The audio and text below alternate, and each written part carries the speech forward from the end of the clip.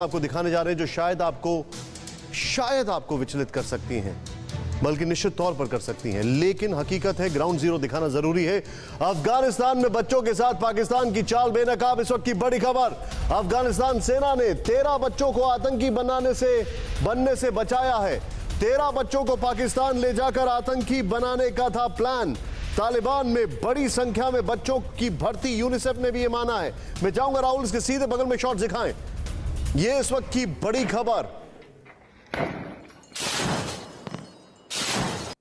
ये देखिए, ये ट्रेनिंग चल रही है, बच्चों को ट्रेनिंग देने की।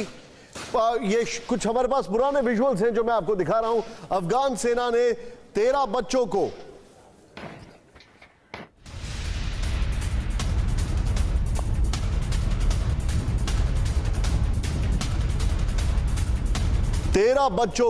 तालिबान में बड़ी संख्या में बच्चों की भर्ती हो रही है, यूनिसेफ ने यह कहा। ये इस वक्त की बड़ी खबर। सीधे मेरे साथ रोहित जुड़ चुके हैं, मैं रोहित के पास आऊंगा। रोहित, अमेरिका से, वॉशिंगटन डीसी से। रोहित, यूनिसेफ की रिपोर्ट चिंता पैदा कर रही है, तालिबान में बच्चों की भर्ती, ये एक अपने आप में बहुत बड़ा सवाल है। निशान, ऑब्वियस सी बात है। देखिए, अमेरिका में अब यहाँ पे इस तरह की कल जो बाइडेन ने भी एक जो बयान दिया, उनसे साफ तौर पे पूछा गया था कि क्या वो अपने डिसीजन को रिग्रेट कर रहे हैं, जिस तरह की इमर्जिंग रिपोर्ट्स आ रही है यहाँ पे। तो जो बाइडेन ने इसके जवाब में कहा कि वो अपने डिसीजन को रिग्रेट नहीं करते हैं। और जहां तक ये सारी चीजें जो है Nishant, I mean obviously these things were predicted a while ago कि किस तरह से जो है तालिबान को जब वापस से जब वहां से यूएस फोर्सेस को हटा लिया जाएगा, उसे किस तरह की वहां सपोर्ट मिल रही है और किस तरह से 6 महीने के अंदर अंदर काबुल जो है वो भी शायद चला जाएगा। तो it is very shocking. But again यहाँ पे इस बात को लेकर आई थिंक जो बाइडेन के लिए उन्होंने जब कल ये कह दिया कि वो रिग्रेट नहीं करते अपने डिसीजन को, तो मुझे लगता है कि अब अमेरिका से इस बारे में कोई भी चीज एक्सपेक्ट करना अपने आप में एक बहुत बड़ी लेकिन रोहित, मैं ये यूनिसेफ की जो रिपोर्ट है इसका हवाला देकर आपसे सवाल पूछ रहा था। मेरे साथ हमारे खास मेहमान जुड़ चुके हैं, सीधे स्क्रीन पर दिखाइए।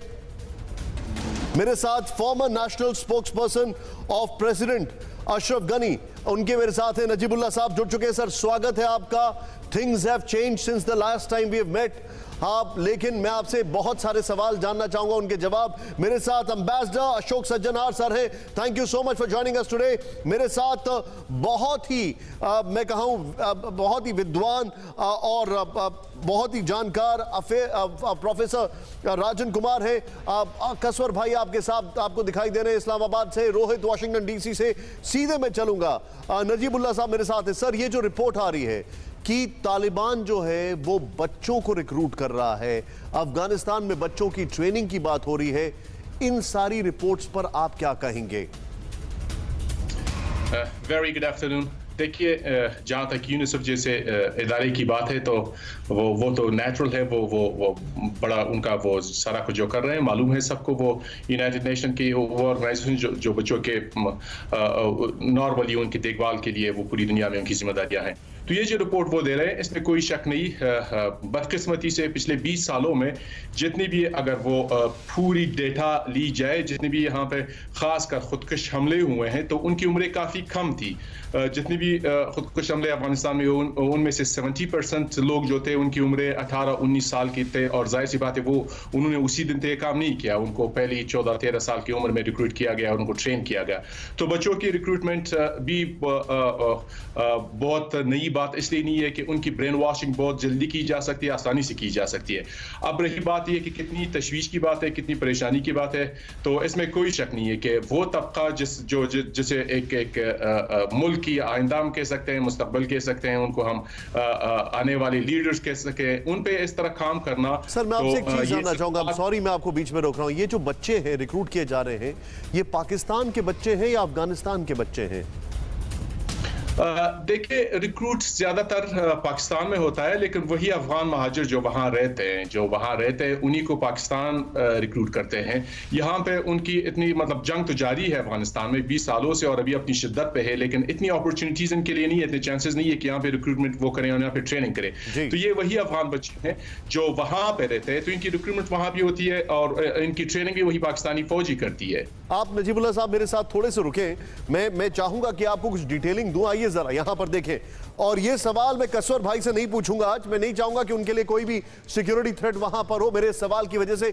सीधे प्ले करें। पाकिस्तान में बच्चों की आतंक फैक्ट्री, अफगान फोर्सेस ने 13 बच्चों को बॉर्डर से रेस्क्यू किया है। अफगान फोर्सेस ने, नेक्स्ट चेंज करें इसको, यहां पर जो हमारे पास डिटेलिंग है, बच्चों को आतंकी ट्रेनिंग के लिए पाकिस्तान भेजा जा रहा था। सोचें आप, नेक्स्ट चेंज करें। पाकिस्तान के खैबर प्रांत के टेरर कैंप में भेजने की प्लानिंग थी इन बच्चों को। नेक्स्ट चेंज करें इसको बड़ा तेजी से। बच्चों के परिवार से झूठ बोलकर ले जा रहे थे पाकिस्तान। नेक्स्ट, पाक के धार्मिक स्कूल अफगान और अंतर्राष्ट्रीय समुदायों के लिए चिंता का विषय है ये। नेक्स्ट चेंज करें इसको, एक और बड़ी डिटेलिंग मैं आपको देने जा रहा हूं। राहुल जरा प्ले करें उसको। आईएसआई की शह पर आतंकी कैंप में बच्चों को आतंकी ट्रेनिंग रिपोर्ट कर रही है। पाक में आतंक फैक्ट्री, मदरसों से मिले सबूत। नेक्स्ट चेंज करें। अलग अलग मदरसों में बच्चों का ब्रेन वॉश करके आतंकी बनाया जाता है। नेक्स्ट चेंज करें। बच्चों को आत्मघाती हमलावर बनाने के लिए ट्रेनिंग दी जाती है, यह रिपोर्ट कह रही है। नेक्स्ट, कुछ वक्त पहले कराची में 60 बच्चों या युवाओं को छुड़ाया भी गया था। कराची के मदरसे के तार तालिबान से जुड़े होने का शक जताया जा रहा है। मदरसे में तालीम और इलाज के नाम पर बच्चों को जंजीरों में बांध कर रखा जाता है। तालिबान से जुड़े कई लोग बच्चों से वक्त वक्त पर मिलने भी आते थे। जो बच्चा आतंकी बनने का या ट्रेनिंग का विरोध करता था उसे पीटा जाता था। राहुल सिर्फ ग्राफिक्स लेंगे, पहला ग्राफिक्स और उसके बाद दूसरा ग्राफिक्स। ऑल्टरनेटिवली मैं सीधे चलूंगा, मेरे साथ खास मेहमान जुड़ चुके हैं। Quick reaction Ashok sir, shocking report. और मेरे साथ मैं आपको बताना चाहूंगा, मेरे साथ जो नजीबुल्लाह साहब है सर, हमारे साथ एम्बेसडर अशोक सज्जनार मौजूद हैं। Ashok sir, your take sir. देखिए, बिल्कुल आप ठीक कह रहे हैं, बहुत ही शॉकिंग है और बहुत ही निंदनीय है। बहुत, इसकी तो जितनी कम निंदा की जाए उतनी कम है। परंतु मैं ये देख रहा हूं कुछ इक्विवेलेंस जो आपने अपने प्रोग्राम में कुछ समय पहले बताया था। चीन में भी ऐसा ही हो रहा है। चीन में वो बच्चों को लेकर, तिब्बत के वहां पर बच्चों को लेकर उनको बिल्कुल ट्रेनिंग दी जाती है। वो 6 साल के हैं, 8 साल के हैं। You're right, sir. तो मैं यहां पर कुछ इक्विवेलेंस देख रहा हूं जो ये उसी की, जिसे वो कहते हैं, they are taking leaves out of the book of, ये चीन जैसे बच्चों को ब्रेन वॉश करता है और उनको बिल्कुल अपने तरीके का उनका आइडियोलॉजी उनके दिमाग में डालता है। तो मेरे ख्याल से ये भी यही हो रहा है ऐसे, क्योंकि पाकिस्तान ने तो देखिए मान लिया है जो आतंकवाद उसके इंस्ट्रूमेंट है फॉरेन पॉलिसी का। विदेश नीति को चलाने के लिए उसको आतंकवाद की बहुत जरूरत है। इसीलिए आतंकवाद वो भारत के विरुद्ध इस्तेमाल करता है, आतंकवाद वो अफगानिस्तान के विरुद्ध इस्तेमाल करता है। और दुनिया में कहीं कोई भी आतंकी घटना हो तो उसके तार आप पाकिस्तान से जोड़ सकते हैं। तो इसीलिए मेरे विचार से तो उसने ये समझ लिया है जो ये लो कॉस्ट प्रॉक्सी वॉर उसके लिए बहुत अच्छा है। तो जहां पर भी कुछ हो सकता है तो इसीलिए उनको कैच देम यंग जैसे कहा जाता है, बच्चे हैं उनको ले लिया जाए। वो अपना ट्रेनिंग भी बड़ी अच्छी कर सकते हैं, उनको ब्रेन वॉश भी बड़ी अच्छी तरीके से किया जा सकता है। और यही वो तरीका है जो कि वो अपनाना चाहते हैं। और उनको जो कुछ भी काम कहा जाए, चाहे वो देखिए आजकल तालिबान ने ये सुसाइड बॉम्बिंग्स में भी बहुत वो करते हैं, लश्कर-ए-तैयबा भी सुसाइड बॉम्बिंग में बहुत है।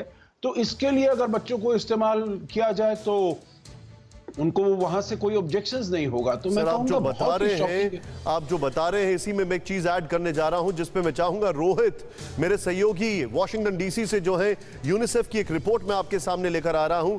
और मेरे साथ नजीबुल्लाह साहब हैं, मैं उनके पास भी आऊंगा, प्रोफेसर राजन भी हैं। अफगान तालिबान जंग में बड़ी संख्या में मारे जा रहे हैं बच्चे, दुखद खबर।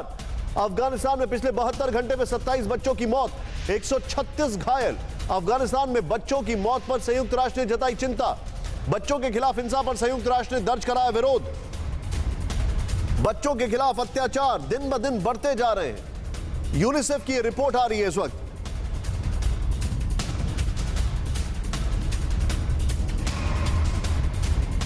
ये इस वक्त की बड़ी खबर हमारे सामने है। और ये मैं सीधे चाहूंगा, रोहित मेरे साथ है। रोहित, यूनिसेफ की ये जो रिपोर्ट है, खाली रिपोर्ट, देखिए मैं बार बार ये बोल रहा हूं, चाहे यूनिसेफ हो, यूएन हो, ये एकेडमिक काउंसिल्स बन चुके हैं। इनकी रिपोर्ट से किसी को कोई फर्क पड़ नहीं रहा है।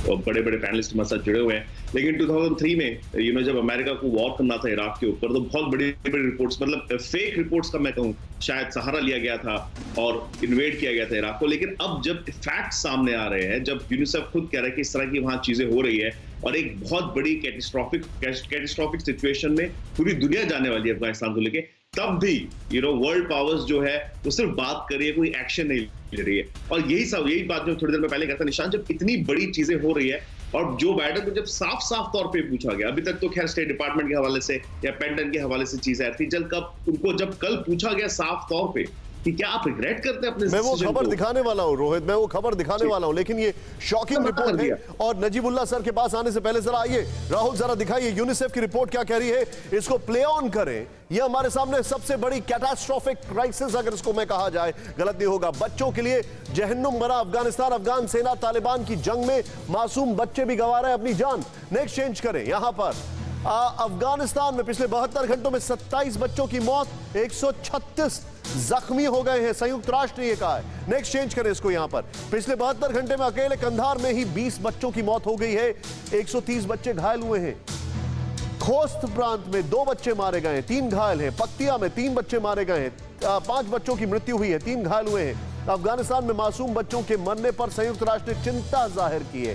क्या पड़ता है फर्क चिंता करने से, बताइए। संयुक्त राष्ट्र के मुताबिक लड़ाई का अंत ही बच्चों की जिंदगी बचा सकता है। ये कोई बहुत बड़ी ब्रेकिंग न्यूज नहीं दे दी इन्होंने। मैं चाहूंगा खाली ये ग्राफिक्स के साथ नजीबुल्लाह साहब के पास में सीधे आऊं। सर, आप वहां से हैं, आपने चीजें देखी हैं, क्या वजह है कि बच्चे इतने ज्यादा वनरेबल वहां पर हो रहे हैं? Are they being targeted? देखिए, सबसे पहली बात तो ये है कि अफगानिस्तान शायद दुनिया का वो वाहिद मुल्क हो जिसकी पॉपुलेशन जितनी भी है उसमें 65% जो परसेंटेज है वो बच्चों की है। मतलब 10 से लेकर 25 साल की उम्र तक ये 65% पॉपुलेशन है। पूरी अफगानिस्तान की 65% पॉपुलेशन ये लोग है। तो जाहिर सी बात है कि ये बहुत जल्दी निशाना बन जाते हैं। और दूसरी सबसे बड़ी बात ये है कि बच्चे नॉर्मली वो जिस तरह उनकी जिस तरह होता है सिक्योरिटी मेजरमेंट्स उनके लिए वो नहीं है बदकिस्मती से। और दूसरी सबसे बड़ी बात है जितनी भी इंटरनेशनल ऑर्गेनाइजेशंस है, खासकर ऐसी ऑर्गेनाइजेशन जो यूएन है और यूएन के जो उस एम्ब्रेला के नीचे जितनी ऑर्गेनाइजेशंस है वो सिर्फ सेटलमेंट देते हैं और वो पिछले 20 सालों से सेटलमेंट देते रहे हैं, सिर्फ अफगानिस्तान के केस में नहीं पूरी दुनिया में।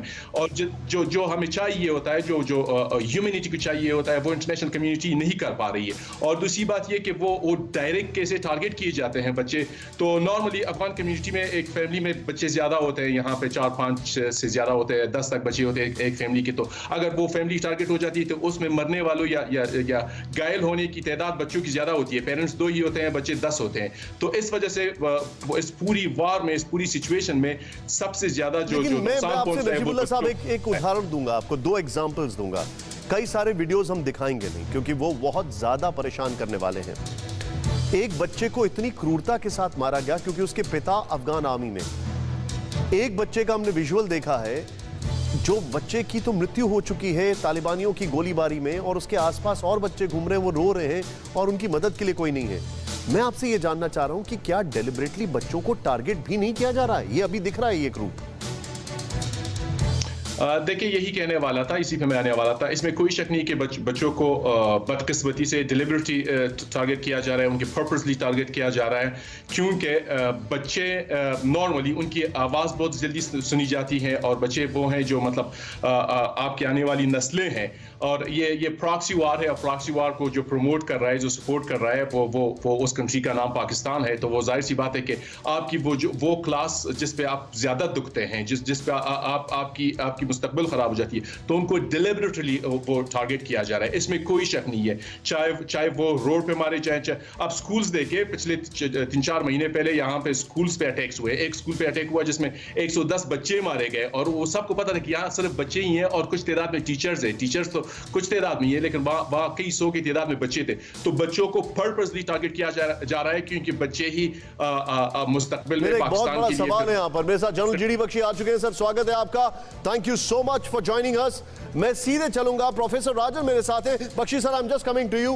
प्रोफेसर राजन, सीरिया के वो बच्चे का चेहरा मुझे याद है जो एक तरीके से कवर फोटो बन गया था कई बहुत बड़ी मैगजीन्स की। अफगानिस्तान के किसी बच्चे का चेहरा जो बाइडेन या इतनी बड़ी बड़ी वर्ल्ड पावर्स को नहीं दिखाई दे रहा है अभी? देखिए, मैं आपके आक्रोश को बिल्कुल समझता हूं निशांत, और मैं जानता हूं कि आप क्या कहने की कोशिश कर रहे हैं, और इसमें कोई शक नहीं कि जो अफगानिस्तान में जो अभी हो रहा है ये बिल्कुल दर्दनाक है, बहुत ही शर्मनाक है पूरे इंटरनेशनल कम्युनिटी के लिए, ना केवल अफगानिस्तान के लिए बल्कि सारे देशों के लिए। इसमें जो सबसे इंपॉर्टेंट जो होता है, आपने उसकी चर्चा भी की कि किस ढंग से यूनिसेफ और यूनाइटेड नेशंस के जो रिपोर्ट है आज के टाइम से वो एक ढकोसला है, वो एक एकेडमिक काउंसिल का जो रिपोर्ट होता है, आपने जो बताया बिल्कुल ठीक बोला कि उससे ज्यादा उसका कोई मीनिंग नहीं है आज के टाइम पे। आप देख रहे हैं कि किस ढंग से अमेरिका, अभी रोहित बता रहे थे कि वहां पे जो डिसीजन लिया था उसको आज की वहां की दूसरी जनता भी बोल रही है कि ये डिसीजन उनका गलत था, लेकिन अमेरिका वहां पे कुछ भी करने के लिए तैयार नहीं है। वो अपने जो बाकी फोर्सेस हैं उसको भी अगस्त तक विड्रॉ करना चाहता है।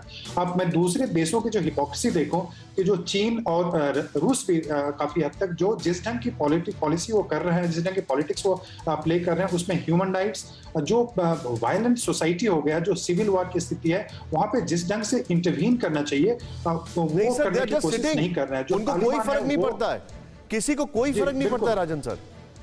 जी बिल्कुल, वो उनकी हिपोक्रेसी है। सारे लोग वहां पे अपनी रोटी सेकने की कोशिश कर रहे हैं, चाहे वो रूस हो या चीन हो, और पाकिस्तान तो किस ढंग से जिहादी को वहां पे भेज रहे हैं, किस ढंग के बच्चों को ट्रेनिंग दे रहे हैं। ये तो आप पाकिस्तान तो एक कदम आगे, वो बच्चों को ट्रेन कर रहा है, वो एक नई फसल तैयार कर रहा है। कहीं कोई भी सोसाइटी जो होता है, जहां भी वायलेंस होता है, सिविल वॉर होता है, वहां पे सबसे ज्यादा अगर सफर करता है तो वो है बच्चे और महिलाएं। और अमेरिका जो इसकी ह्यूमन राइट्स की बात सारी दुनिया में करता है, डेमोक्रेसी की बात करता है, लेकिन उसको अभी बिल्कुल यह समझ में नहीं आ रहा है। आप जो बता रहे हैं, मैं अब आपके पास आ रहा हूं प्रोफेसर राजन जीडी बख्शी सर, आपके सामने एक बड़ी खबर लेकर आ रहा हूं, and you will be shocked and I want your reaction on that sir. Afghanistan में तेजी से बढ़ता जा रहा है तालिबान का कब्जा। इस वक्त की बड़ी खबर, 5 दिनों में 8 राज्यों की राजधानी पर तालिबान का कब्जा। बड़ी खबर, बागलान की राजधानी पुल खुमरी पर तालिबान का कब्जा हो गया है। अफगान के 80% इलाकों पर तालिबान का कब्जा या जंग का दावा है। दूसरे प्रांतों की राजधानियों पर भी पकड़ बना रहा है तालिबान।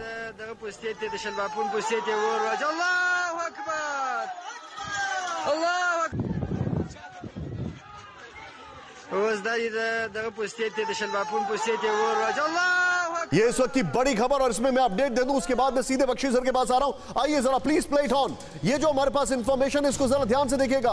अफगान के 80% इलाके पर तालिबान का कब्जा या जंग, तालिबान का कब्जा या जंग। ये देख रहे हैं आप स्पॉट्स, ये लाल वाले जो स्पॉट्स है, जूम इन करें यहां पर, मेरे जो कैमरामैन है जूम इन करें। ये रेड स्पॉट्स जो हैं, ये वो रेड स्पॉट्स हैं जहां पर तालिबान का कब्जा हो गया है या जंग जारी है। ब्लू स्पॉट्स जो सिकुड़ता जा रहा है दायरा, ये अफगान सरकार का है। कई इलाकों में यहां पर लड़ाई जारी है। ये देख रहे हैं आप, ये रक्त रंजक जो है ये है तालिबान, और येलो जो है वो वुंड जो खुले हुए हैं, वो घाव जहां पर लड़ाई चल रही है, और नीला अभी भी थोड़ा सा आयोडीन बाकी है। ये है सरकार का। नेक्स्ट, 5 दिनों में तालिबान का 8 प्रांतों की राजधानियों पर कब्जे का दावा। नेक्स्ट चेंज करें इसको यहां पर बड़ा तेजी से।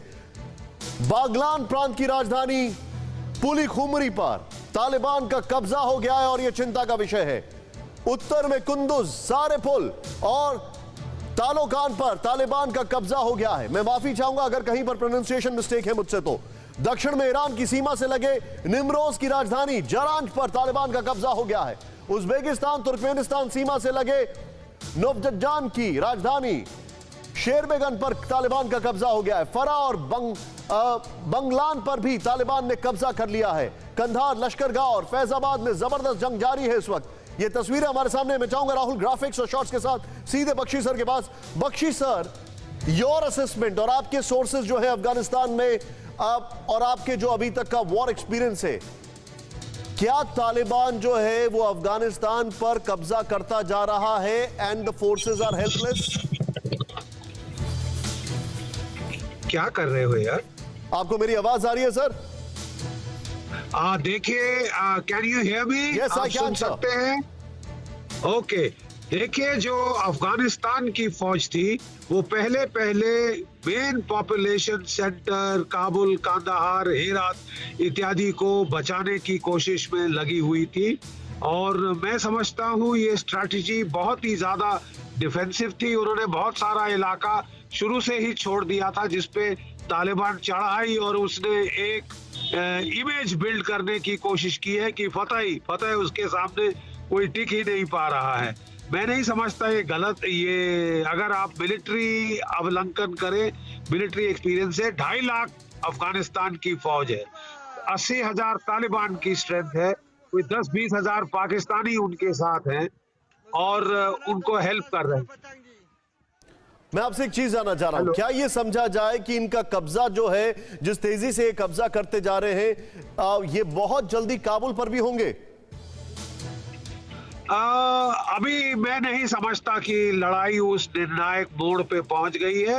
अगर अफगानिस्तान की फौज एक फौज की तरह लड़े तो अभी भी मुझे उम्मीद है कि ये पलटा जा सकता है और ये जो है ये बैटल प्रोलॉन्ग होगी, सिविल वॉर की स्थिति, जिसमें सबसे ज्यादा नुकसान बेचारे अफगानिस्तान के लोगों को हो रहा है। ये पाकिस्तान का कुत्तापना और वहशीपना है कि वहां की पॉपुलेशन को इतनी तशद्दुद और इतनी तकलीफ दे रहा है। ये सब पाकिस्तान की देन है, ये सब पाकिस्तान का कमीनापन है। आप जो बता रहे हैं सर, ये वाकई में दुखद है जो कुछ हो रहा है, लेकिन मैं बख्शी सर चाहूंगा थोड़े से अपने अल्फाजों को आप थोड़ा सा ध्यान दे दें, क्योंकि ये किसी का भी हम ये इस लेवल पर हम शब्दों का इस्तेमाल नहीं करते हैं। मैं सीधे चलूंगा, एक जानकारी कसवर भाई मेरे साथ हैं, आपके पास मैं आ रहा हूं, उसके बाद अफगानिस्तान से जो हमारे खास मेहमान है। काबुल की अगर बात की जाए तो प्ले करें इसको, काबुल की ओर बढ़ रहा है तालिबान, ये बिल्कुल भी इसमें डाउट नहीं होना चाहिए। क्यों? ये देखें आप, ये मैप देख रहे हैं आप, ये एक टैक्टिकल मूव है, जिस तरीके से सबको घेरा किया जा रहा है। ये देखें आप, ये एक टैक्टिकल मूव है। ये देखें आप, यहां पर मैं चाहूंगा ग्राफिक से काबुल को, ये देखें आप कैसे सेंटर कर रहे हैं, और every road leads to Kabul. ये तालिबान की स्ट्रैटेजी है। यहां पर पुली खुमरी पर, जिस पर अभी अभी तालिबान ने कब्जा किया है, उसके बाद काबुल पर खतरा और बढ़ गया है। नेक्स्ट चेंज करें इसको, यहां पर बड़ा तेजी से पूरी खुमरी नॉर्दर्न प्रोविंस से काबुल को जोड़ने वाले हाईवे पर पड़ता है। नेक्स्ट चेंज करें। तालिबान की रणनीति काबुल को चारों तरफ से घेरकर हमला करने की है। पिछले बुधवार को काबुल में तालिबान ने रक्षा मंत्री के घर को निशाना बनाया। नेक्स्ट, रक्षा मंत्री के घर पर हमले में 8 नागरिक मारे गए, 12 से ज्यादा घायल हुए। नेक्स्ट, पिछले 1 साल में काबुल में तालिबान का सबसे बड़ा हमला था ये।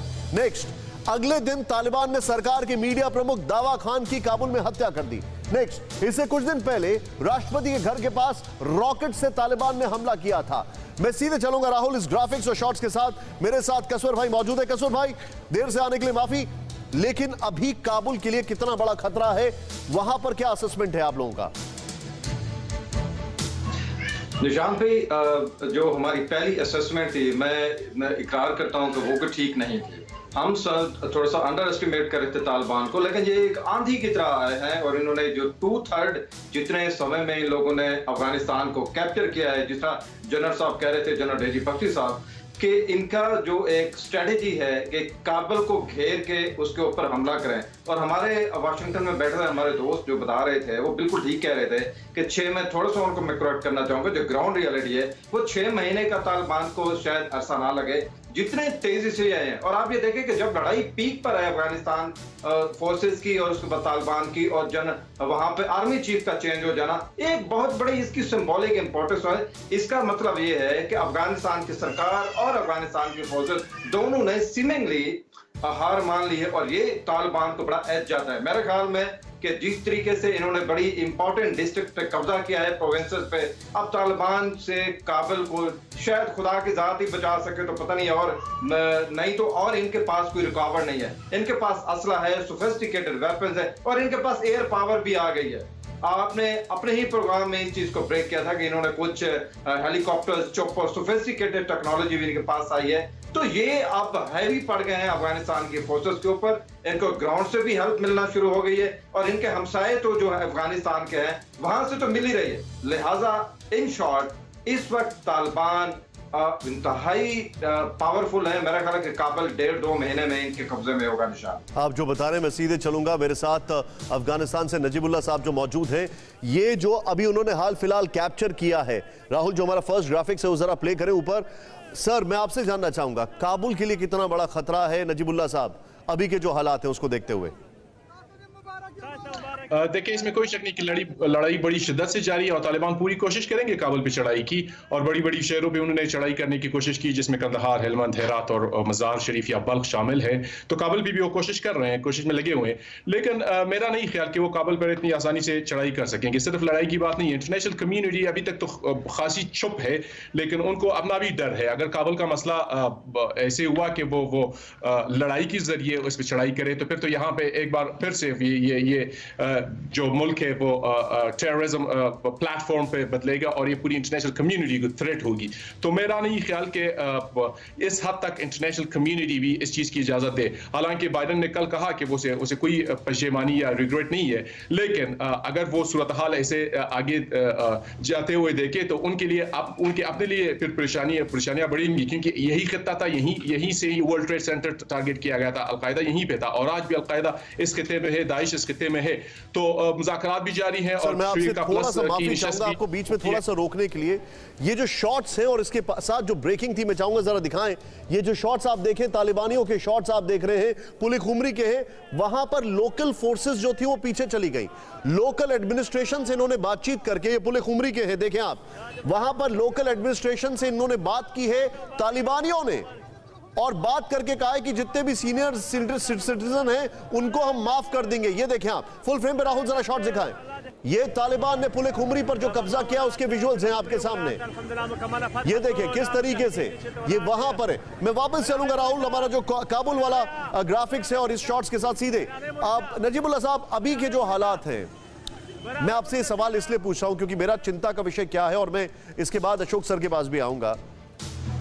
सर आप ये ऑब्जर्व करिए कि किस तरीके से वहां पर उन्होंने पहले प्रेसिडेंट हाउस के बाहर रॉकेट से हमला किया, उसके बाद रक्षा मंत्री के घर के बाहर से पे हमला किया, वहां पर उन्होंने टेरर दिखाया, फिर वहां पर कई सारे जो मीडिया जर्नलिस्ट थे उनके ऊपर अटैक करके एक बहुत बड़े जर्नलिस्ट को उन्होंने खत्म कर दिया। वो धीरे धीरे थ्रेट परसेप्शन इंक्रीज कर रहे हैं, चाहे वो गुरिल्ला वॉरफेयर हो या कुछ भी हो। काबुल अगर आप जिसको कहा जाए कंटेम्प्रेरी वे में इंटैक्ट रहा तो रहा, लेकिन अगर वहां से एक्सोडस होना शुरू हो गया तो फिर क्या काबुल बचा? काबुल की अपनी इंपॉर्टेंस ही खत्म कर देंगे, वो कोई और कैपिटल बना लेंगे। यही बात हम कर रहे थे कि काबुल पे वो पूरा प्रेशर डालने की कोशिश कर रहे हैं, मतलब जंग भी जारी है और दूसरी तरफ से जो शाहराहें हैं, जो तजारती रोड्स है जो काबुल को कनेक्ट कर रहे थे, उन पे भी वो काबिज हो चुके हैं। लेकिन यहाँ इंटरनेशनल कम्युनिटी की बात है, अभी जो ट्रिका प्लस की जो नशस्त जारी है जिसमें पाकिस्तान, अमेरिका, यूएस और चाइना, क्योंकि असल झगड़ा भी इन्हीं के दरमियान है, इस रीजनल पावर्स और अमेरिका के मफादात की बात है। तो मेरा नहीं ख्याल कि वो इस हद तक इस चीज की इजाजत देंगे। पाकिस्तान को भी पीछे हटाने में ये कंट्रीज फिर अपना रोल निभाएंगे। अगर काबुल पे चढ़ाई हुई है या किसी और भी और जगह कोई दारुल खिलाफा की या कैपिटल के तौर पे ऐलान तो कर दिया, लेकिन उसकी वो लेजिटिमेसी तो नहीं होगी। सवाल पूछ रहा हूं sir, do you feel scared? क्या आपको डर लगता है अपने और अपने परिवार के लिए? अब देखिए, ऐसा कोई भी बंदा नहीं है जिसको इस हालात से डर न लगे। ये तो जाहिर सी बात है, हर रोज यहाँ पे कई सौ लोग मारे जाते हैं, कई सौ लोग बेघर हो जाते हैं। आईडीपीज की जितनी भी है वो उनकी तादाद 2-3 लाख से बढ़ गई है, काबुल आ गए हैं, बाकी प्रोविंसेस चले गए। तो इसमें वो जो फेयर है वो तो एहसास होता है, जो जिंदा इंसान तो जाहिर सी बात है वो तो एहसास करता है। लेकिन अगर इस पोलिटिकल जो सेटलमेंट है इस पर जरा सी ज्यादा प्रेशर हो जाए यूनाइटेड स्टेट्स और इंटरनेशनल कम्युनिटी की तरफ से, तो मैं नहीं ख्याल काबुल उस हद तक जाएगा, इससे पहले ही डील हो जाएगी। Point taken sir. मैं यहां पर अब अपने दर्शकों को 3 बड़ी बड़ी खबरें बता रहा हूं। 2 आतंकवादियों की और वहां के जो आर्मी चीफ है उनको बदल दिया गया, उसके बाद वो भी खबर मैं आपको बता रहा हूं, और फिर सीधे अशोक सर के पास आ रहा हूं। कंधार के पास आतंकियों पर अफगान एयरफोर्स की स्ट्राइक हुई है, बड़ी खबर। एयर स्ट्राइक में तालिबान के 25 आतंकी ढेर कर दिए गए हैं, 13 जख्मी हुए हैं, ये बड़ी खबर है। ये तस्वीरें आपके सामने, आतंकियों के पास से 29 हथियार, भारी संख्या में गोला बारूद बरामद हुआ है। ये पहली बड़ी खबर कंधार के पास, एयरफोर्स एक्टिव मोड में। नेक्स्ट ब्रेकिंग दिखाइए जरा। वो बड़ी खबर यह है कि अफगानिस्तान के मज़ार शरीफ से बड़ी खबर आ रही है। अफगान सेना ने मज़ार शरीफ से तालिबान को खदेड़ा है। अफगान सेना ने मज़ार शरीफ को फिर से कब्जे में लिया है, यह बड़ी खबर। बल्ख के गवर्नर मोहम्मद फरहाद आजमी का दावा है। अफगान राष्ट्रपति अशरफ गनी मज़ार शरीफ पहुंच चुके हैं, ये भी हमारे पास एक इंफॉर्मेशन है। ये देखिए किस तरीके से तैयारी हो रही है, मार्शल साहब वहां पर आ रहे हैं, उनकी टीम वहां पर जा रही है। मैं चाहूंगा ये दोनों शॉट्स दिखाएं जरा स्क्रीन पर।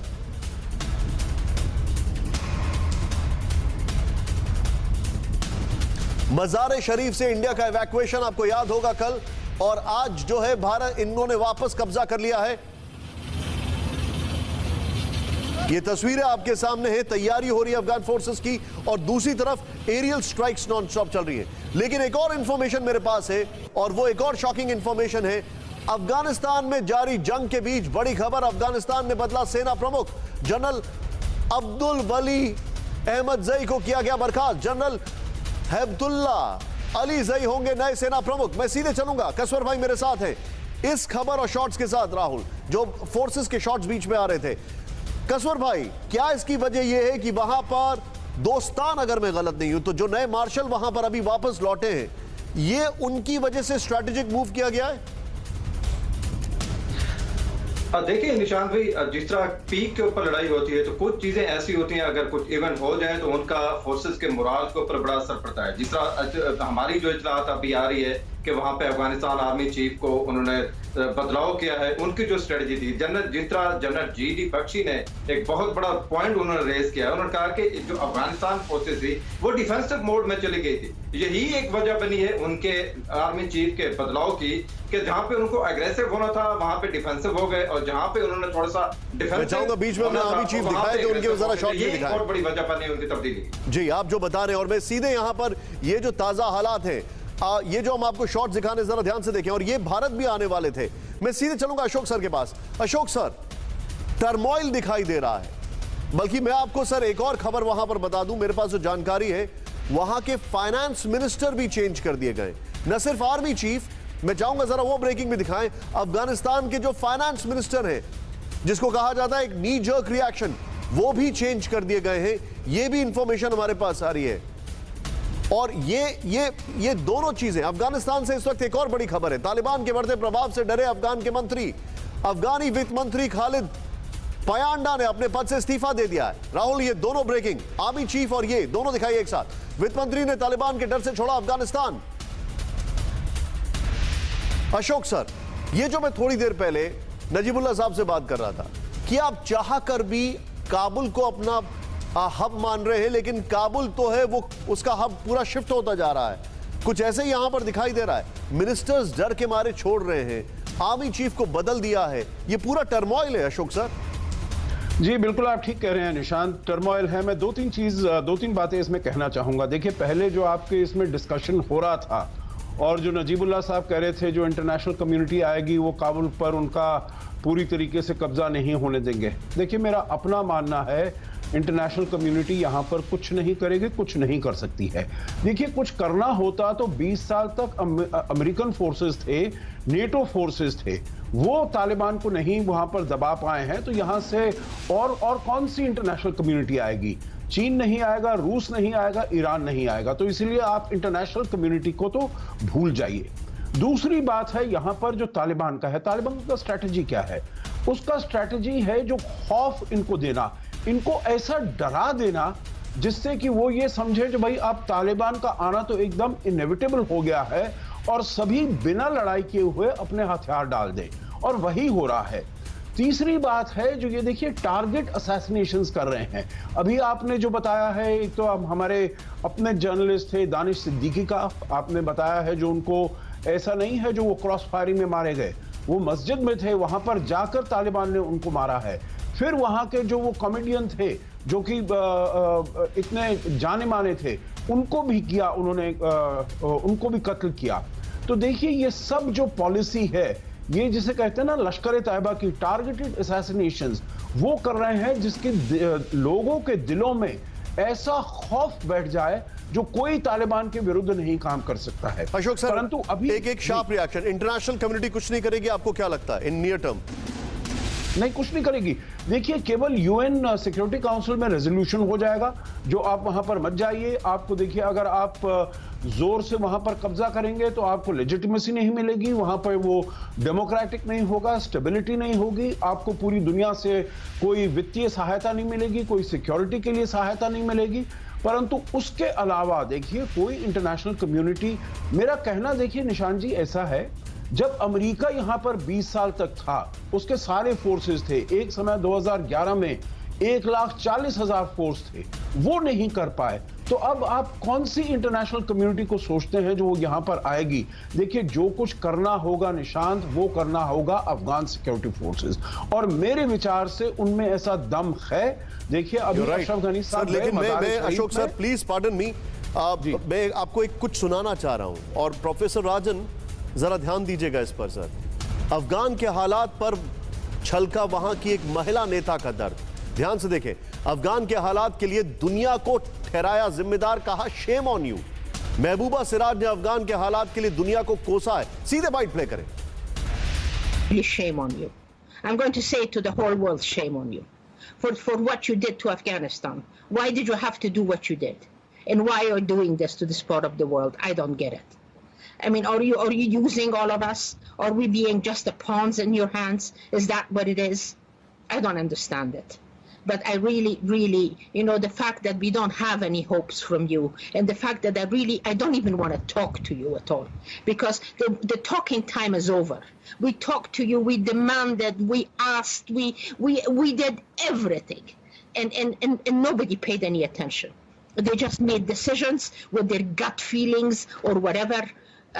All of these men of the world, that they are in power, and they're destroying something that we worked so hard for. What is happening in Afghanistan today is going to put this country 200 years back. इन्होंने कहा shame on you for the entire world community, लेकिन किसी को कुछ फर्क नहीं पड़ता है। They are all very thick skinned, मोटी चमड़ी है, कोई फर्क नहीं पड़ता है किसी को। इस महिला ने जो कहा है वो जरा सुनिए। इस महिला ने कहा है कि मेरी तो उम्र निकल गई, लेकिन मेरे बच्चों की भी उम्र निकल जाएगी, अफगानिस्तान के हालात नहीं सुधरेंगे। अफगान के हालात पर अमेरिकी राष्ट्रपति का बड़ा बयान। अफगान के लोगों को तालिबान से खुद ही लड़ना होगा, जो बाइडेन ने कहा। जो बाइडेन के शॉट्स के साथ दिखाएं। अमेरिकी सेना वापस बुलाने का अफसोस नहीं है, जो बाइडेन ने कहा।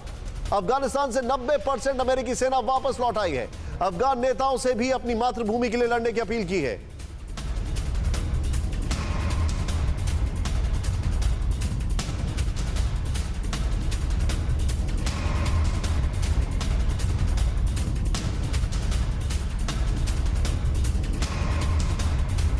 अब मैं जरा सीधे चलूंगा, प्रोफेसर राजन मेरे साथ है। सर, वो महिला का स्टेटमेंट आपने सुना, और जो बाइडेन के यही वाले शॉट जरा प्ले करिए। क्या कहेंगे सर आप इस पे? What a paradox. जी बिल्कुल, वो महिला ने जो कहा वो हालांकि गुस्से में थी, लेकिन जो कह रही थी बिल्कुल जायज है।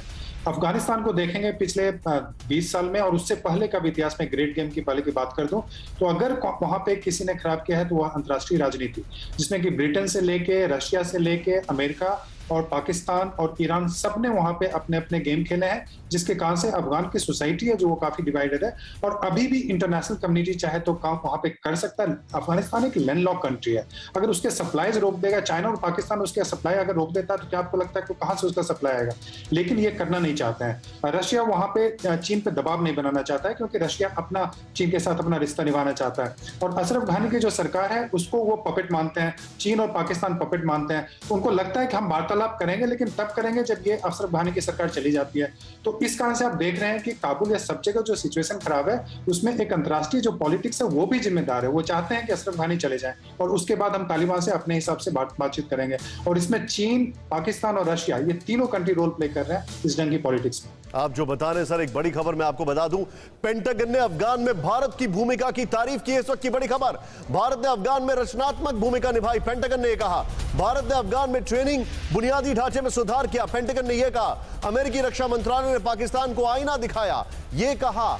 और पेंटागन पाक तालिबान के लिए सुरक्षित पनाहगाह ना बनने दे, पेंटागन ने यह कहा। अब जरा ध्यान से देखिए, पेंटागन ने अपनी ब्रीफिंग में जो बात कही है, हमारी तारीफ की है, लेकिन पाकिस्तान को लेकर चिंता जाहिर की है। जरा प्ले करें। अफगानिस्तान में भारत पाक पर बोला पेंटागन। यूएस रक्षा विभाग ने अफगानिस्तान में भारत की भूमिका की सराहना की है, लेकिन यहां पर पाकिस्तान को लताड़ लगाई है। अफगान में तालिबान की मदद पर यूएस रक्षा मंत्री ने बाजवा को चेताया है।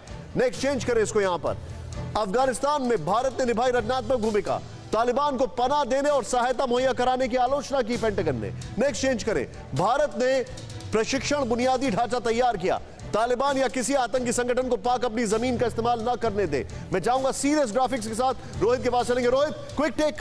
पेंटागन ने भारत की तारीफ की, अगर यह कहूं तो गलत नहीं होगा? बिल्कुल नहीं निशांत, सीधे तौर पे उससे सवाल पूछा गया था भारत और पाकिस्तान को लेके, और उन्होंने एक क्लियर डे एंड नाइट वाला कमेंट दिया। उन्होंने कहा कि देखिए इंडिया की जितनी भी तारीफ की जाए ऑब्वियसली कम है, बहुत कंस्ट्रक्टिव काम किया है इंडिया ने, और पाकिस्तान के साथ वो लगातार बात कर रहे हैं। लेकिन देखिए अगेन, बात किस बारे में कर रहे हैं हर कोई जानता है, खुले तौर पे वो कह नहीं सकते, लेकिन पाकिस्तान के रोल के लेके बहुत बड़ा क्वेश्चन मार्क है, और बार बार पाकिस्तान से इस बारे में बात करनी पड़ रही है अमेरिका को। तो आप भी समझ सकते हैं निशांत की किस तरह की बात हो रही है पाकिस्तान के साथ। आप जो बता रहे हैं, मैं सीधे यहां पर नजीबुल्ला साहब हैं। सर, क्विक रिएक्शन, भारत की तारीफ, पाकिस्तान को डांट, योर टेक।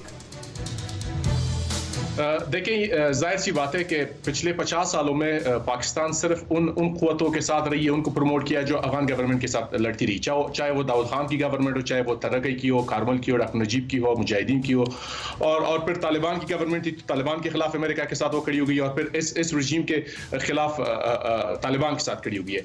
भारत दूसरी जानब कम क्या हो, ज्यादा क्या हो, जितना करना चाहिए था उतना किया है नहीं किया, लेकिन भारत हमेशा अफगान गवर्नमेंट्स के साथ रही है, एक लेजिटिमेट, चाहे वो आज की रजीम हो, कल की रजीम थी, सरदार दाऊद खान की रजीम थी। तो ये तो बहुत बड़ा फर्क है। पाकिस्तान उस साइड खड़ी है जो किसी भी अफगान गवर्नमेंट के साथ जो भी ग्रुप लड़ती रही है वो पाकिस्तान के साथ रही है। सर, आप सभी लोगों का बहुत बहुत शुक्रिया। कसवर भाई, आप हमारे साथ बने रहिए क्योंकि एक बड़ी हैरान करने वाली खबर हमारे पास है। जरा ध्यान से देखिएगा, ओलंपिक में मिले भारत को 7 पदक से बौखला गए इमरान खान। ओलंपिक में भारत की जीत और अपनी हार पर बुलाई बैठक इमरान खान ने। ओलंपिक में भारत की जीत देख नींद से जागे पीएम इमरान। ओलंपिक में पाकिस्तान के 10 एथलीट ने लिया था हिस्सा। ओलंपिक 2020 में पाकिस्तान को एक भी मेडल नहीं मिला।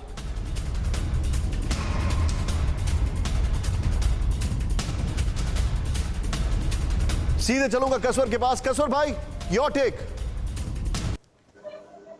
देखिए ये बात बिल्कुल ठीक है, इसमें कोई शक नहीं है कि पाकिस्तान को एक भी मेडल नहीं मिला और इमरान खान काफी तिल मिलाए हुए हैं। लेकिन अगर आप देखें कि पिछले 5-6 साल में पाकिस्तान में क्रिकेट, हॉकी को तो वहां पे मेरे ख्याल है कि ये बहुत बड़ा जो इमरान खान के लिए एक बहुत बड़ी मुसीबत का साबित है कि हॉकी जो इनका कौमी खेल है उसकी तनज़ली लास्ट पॉइंट पे चले गए ये लोग। उससे हॉकी और कोई पॉइंट ही नहीं बचा कि इसके नीचे वो जा सके। भाई, मैं आपको रोकूंगा, समय थोड़ा कम है, लेकिन ये खबर अपने आप में बड़ी हैरान करने वाली है कि इमरान खान ने मीटिंग बुला ली है। इतने ज्यादा बौखला गए हैं, उनको इसकी परवाह नहीं है कि देश के क्या हालात हैं, उनको ओलंपिक की चिंता पड़ी है। बहरहाल, आप सभी का बहुत बहुत शुक्रिया। फिलहाल वक्त एक ब्रेक का।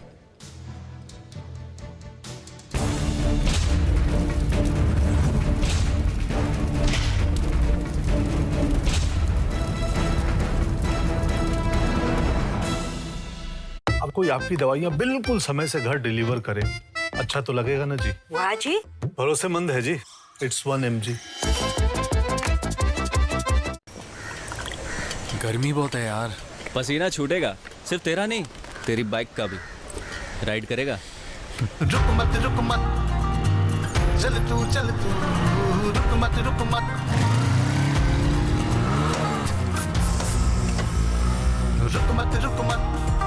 सिर्फ कैस्ट्रॉल एक्टिव का बेहतरीन 3x प्रोटेक्शन रखे आपके इंजन को हमेशा फिट।